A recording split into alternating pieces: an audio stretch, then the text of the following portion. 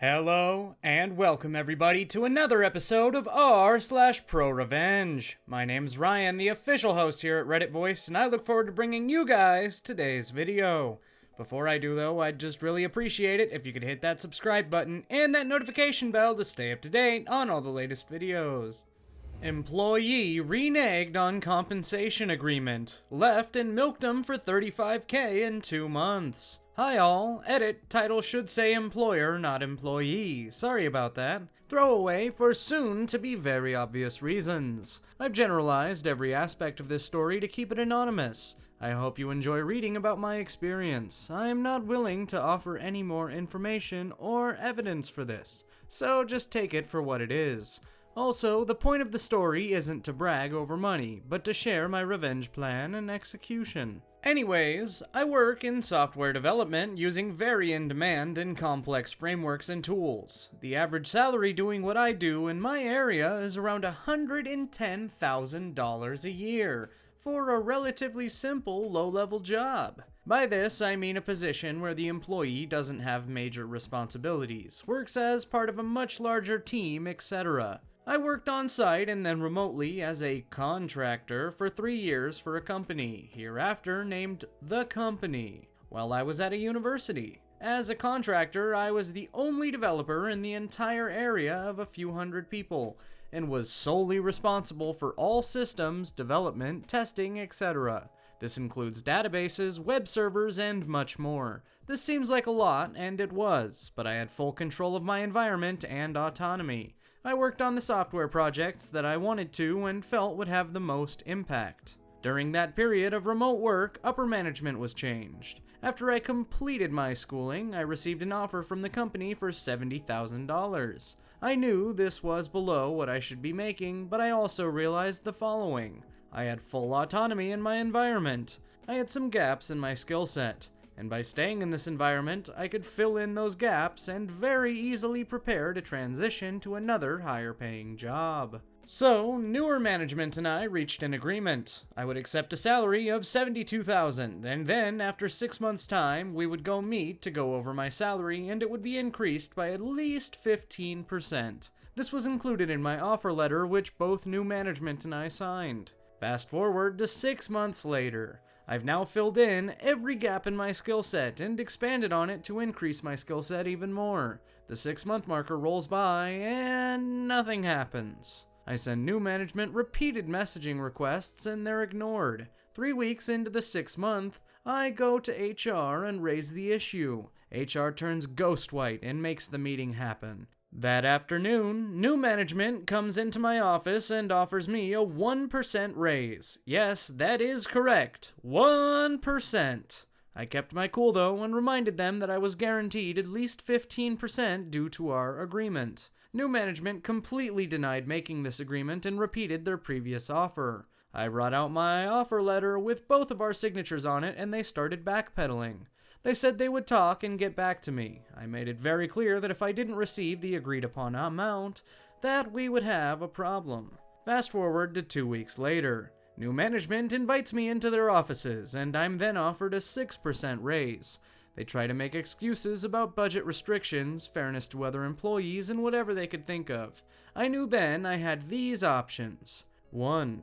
Quit. 2. Demand the 15%, possibly get it, but severely damage my relationship with new management. Or 3. Accept the 6% raise and maintain a strong positive relationship with new management, allowing me to blindside them later. The wheels in my mind spinning, I agreed to the 6% raise.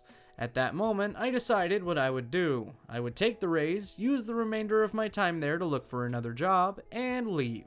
A few months passes, though, and my plan expanded. I began implementing the most cutting-edge technology, using the most modern frameworks, upgrading everything I could as aggressively as I could.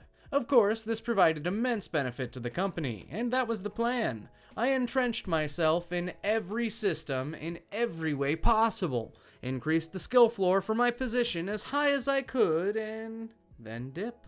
4 months after I accepted the raise of 6%, I accepted an offer for a salary of $130K at another company. I put my 2 weeks notice in at the company and all hell broke loose. New management knew they messed up and were completely blindsided that I was unhappy with my position. Since I graciously accepted the 6%, they thought they were off the hook. With me, I took all knowledge of almost everyone in their systems. New management freaked out, so I did what any capitalist would do. I offered to come back as a remote contractor for $200 an hour. They had no choice but to accept. So over the last few months, I've been charging them $200 an hour to do the exact same thing that I was previously doing for significantly less. Now, instead of being out a few $1,000s a year due to my raise, they've been outed over $35K in a few months, with no end in sight. I even hired one of my good friends to help fill the hours.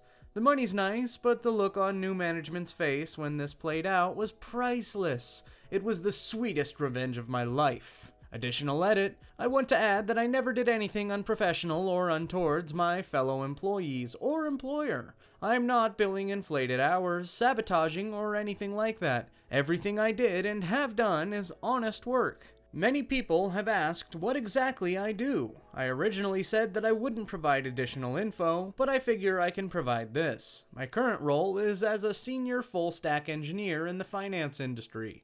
This means my job is split between two things, the back end and the front end. I'm not going into detail as to what that means. A quick Google will explain it all, but I will say what I use for every day for each.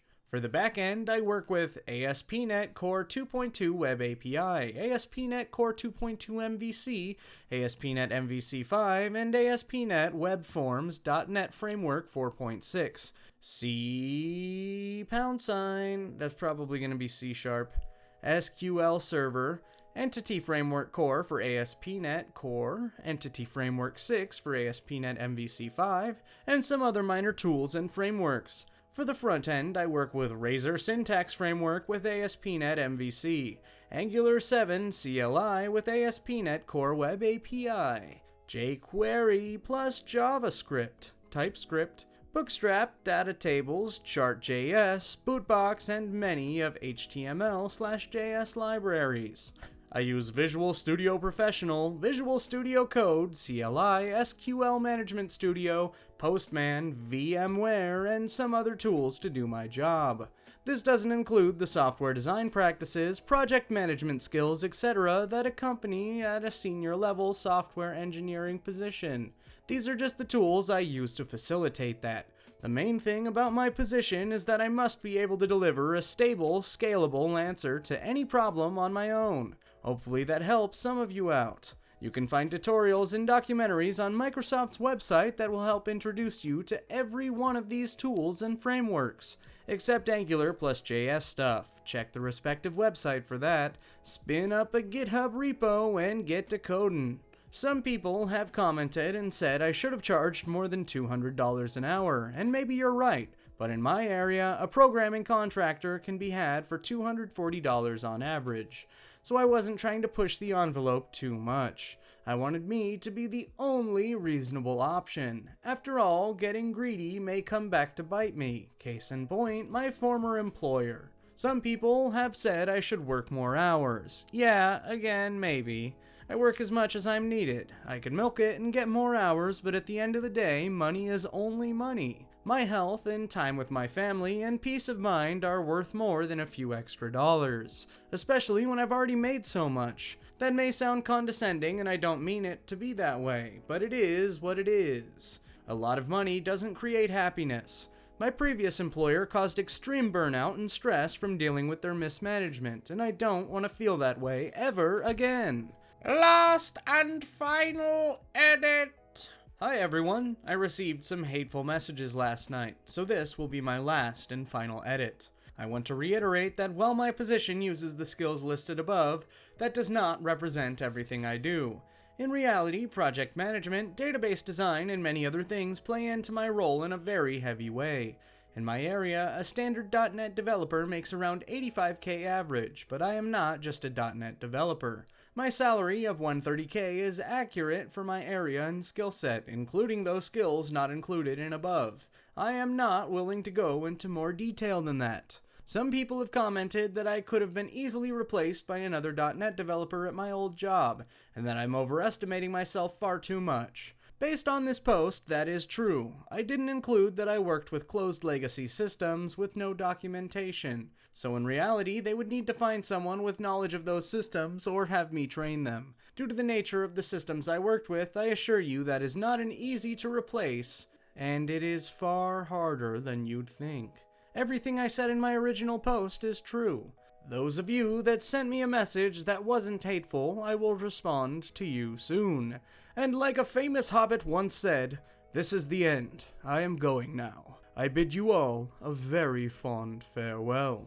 Take all the credit for my work and tell the boss I'm a terrible employee? Well, it was because of me that you got fired. I used to work in a marketing role in a government department. I was part-time and worked along with a girl who I'll call Karen, who was working on a yearly contract. She'd been there for 2 years and was very friendly with the department manager, and this was the reason her contract kept being renewed. When my manager went on maternity, Karen got temporarily promoted to the management role. This caused a lot of upset in the office as there were a number of more suitable and qualified people who didn't get the chance to act up. As soon as Karen became my manager, everything changed. My workload increased and I was a part-time and I had absolutely bust my ass to meet project deadlines. All of a sudden, I wasn't being included in staff briefs on new projects, yet was expected to work on them. My department manager was acting really off with me too. This went on for months before I approached my department manager and asked to discuss my workload, etc. She sat me down and basically told me that I really needed to get my act together, as Karen was having to pick up my workload and it was affecting her output because I was, in Karen's words, so lazy and should be fired. I told the manager what was going on and the actual work I was doing, but she took Karen's side and said I was just assisting with some parts of projects and it was ridiculous of me to claim I was managing and completing so many projects on my own. So I started making mistakes. Simple things, adding wrong briefs for designers, not including prices, adding incorrect budgets and deadlines that were 2 days out, etc. Karen started to get pulled by various managers asking why she was making so many mistakes. Then I knew for sure she was passing off my work as her own. She called me in for a meeting and exploded. I walked out. She had began bitching about me to my teammates and saying how lazy I was, etc. My friends began to tell me what was going on. One friend informed me that Karen was online for on average 5 hours a day, planning her upcoming wedding in España, and was using the office phones to make international calls to the wedding planners. He could see her screen and couldn't believe how lazy she was. So she was planning her wedding while I was busting my ass off. I decided to skip talking to the managers and went straight to HR. I told them to have IT monitor her internet usage and her outgoing calls. I said I could prove she was a lazy schneid and was relying on me. I was obviously able to show email trails and the project documents I had completed, and she had then taken and saved down as her own. 2 weeks later, Karen was called to HR and told her contract was not being renewed and she was given 1 month's notice. She told everyone it was because of budget cuts. My department heads brought me in for meetings to apologize and commend me on my excellent work, and I got a promotion.